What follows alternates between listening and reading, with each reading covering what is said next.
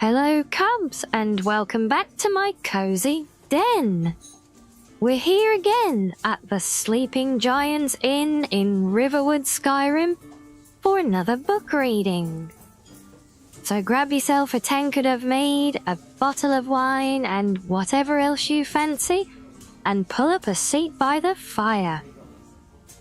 As today we are going to be reading The Fall of the Usurper by Paolo Ilthri.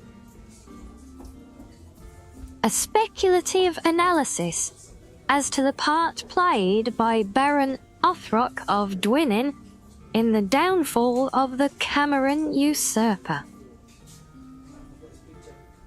The people of Dwynnin celebrate Othrocktide every 5th of Sun's Dawn, the date when, according to legend, a man emerged from the wilderness of High Rock and defeated the undead of Castle Whitemore to become the first Baron of Dwynnin.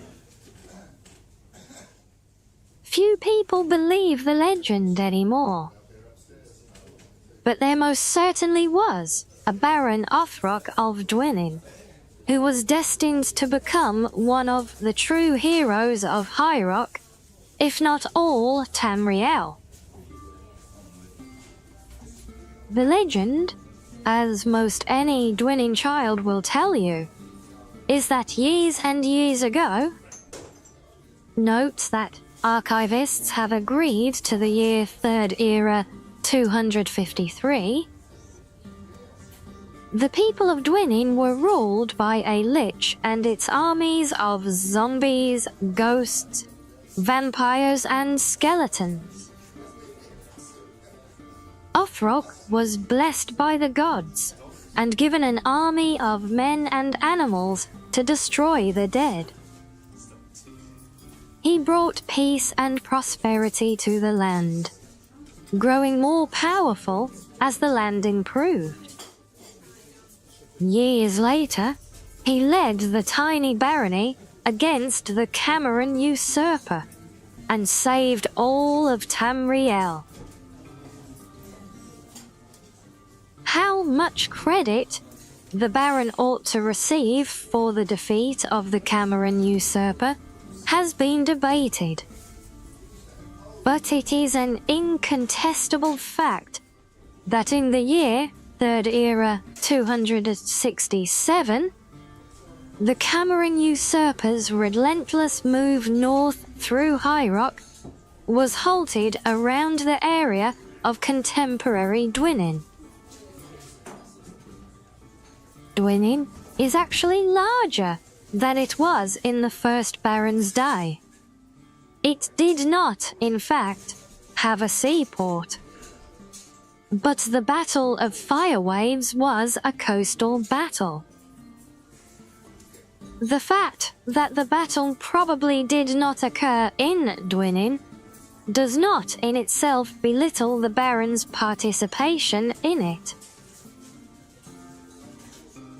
The Cameron Usurper had conquered Hammerfell and Valenwood by means of a large army, which, by legend, consisted entirely of undead and Daedra, but was mostly composed of Redguards and Wood Elves. In all probability, the Usurper summoned the Daedra and undead in Arenthia and slowly replaced the original summoned creatures with the armies of his conquered territories. Most armies of Valenwood have been historically mercenary. Word of the Usurper's conquests reached High Rock in early 266, but preparations to repel the invasion did not begin until early the following year. Historians attribute two factors to High Rock's hesitancy. The primary powers of the Bay were ruled by particularly inept monarchs. Wayrest and Sentinel both had kings in their minority, and Daggerfall was torn by contention between Helena and her cousin Gilithy. The Lord of Reich Gradkeep, now Anticlair, was deathly ill through 266 and finally died at the end of the year. There were, in short, no leaders to unite the province against the usurper. Of the leaders with any influence, at least 8, the 8 traitors of legend, made secret allegiances with the usurper to protect their lands. The second reason for the lethargy of High Rock had to do with the depth of relations between the province and the Septim Empire. For the first time since the beginning of the dynasty, an emperor ruled Tamriel who was neither Breton nor had spent any of his childhood in High Rock. The difference between Sepphoris II and his cousin Uriel IV, who preceded him, was appalling to the people of High Rock. Even mad emperors like Pelagius III revered the Bretons over all other races. And cousins and younger siblings of the emperors have ruled in High Rock since the foundation of the empire. Sepphoris was a Nord, with Skyrim and Morrowind sympathies. The attitude of the common men of High Rock was sympathetic toward the Cameron usurper as an arch foe of this hated emperor. The Baron and his less legendary allies, the rulers of Ekalon, Phrygia, and Cambria, changed this favorable perception. News of the usurper's barbaric treatment of captives and abuse of conquered lands, mostly true, spread rapidly through their territories, and then to other neutral lands. Within a few months, the greatest navy ever combined organized along the High Rock edge of the Iliac Bay. Only the navy of Uriel V's ill-fated invasion of Akavir was comparable.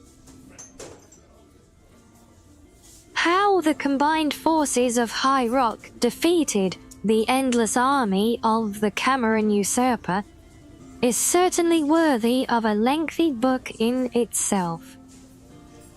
And perhaps it is best left to the public imagination.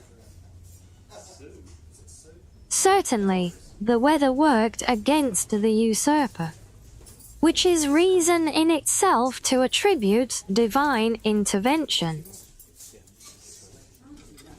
Baron Othrock's divine purpose is the central theme to Othroctide, after all. And as the poet Braylock wrote, "To find the facts, the wisest always look first to the fiction." Well, there you have it. Some fine, wise words to end on today, and something for us to contemplate. If you have any suggestions or recommendations for what to read next, then do let me know in the comments below. But until next time, my cubs, stay cozy.